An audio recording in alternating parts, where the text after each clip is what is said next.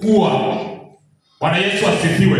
Kwa ajili ya akili yake kukua, wanaanza kumletea tu vitu, wanamuonyesha hiki na kile. Huyo ni mtoto. Mungu naye anapotutazama anatamani haone sisi katika hatua zetu, baada ya kumfahamu kuwa yeye ndiye Kristo, kuwa yeye ndiye Bwana na Mwokozi wa maisha yetu. Anatamani aone hatua tunayopiga siku kwenda ile ingine. Bwana Yesu asifiwe. Ndio maana Paulo anaandika, anasema tusiwe tena kama watoto wadogo. Mtoto mdogo analishwa maziwa, bali tuwe na uwezo wa kula chakula kigumu. Mkristo aliye imara sio mtoto, bali ni mtu mzima. Bwana Yesu asifiwe.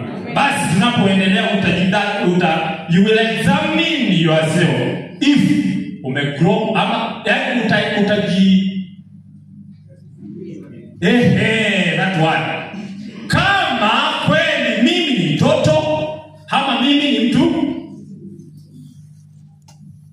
Wengi wanatamani kukua, wengi wanatamani kukomaa, ila wengine wanashindwa nitakuaje na mimi nina umri mkubwa. Kukua huku kunaozungumzwa ni kukua kwa aina gani? Tayari nishakuwa mzee.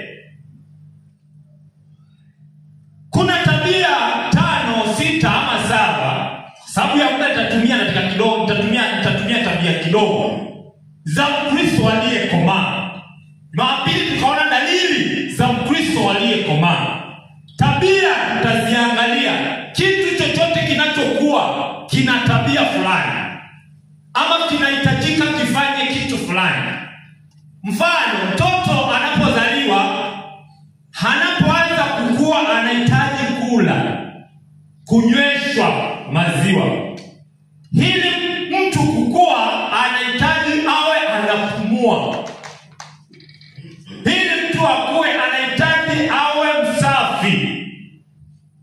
Hata mtoto anapozaliwa anafanyiwa hali fulani ya usafi.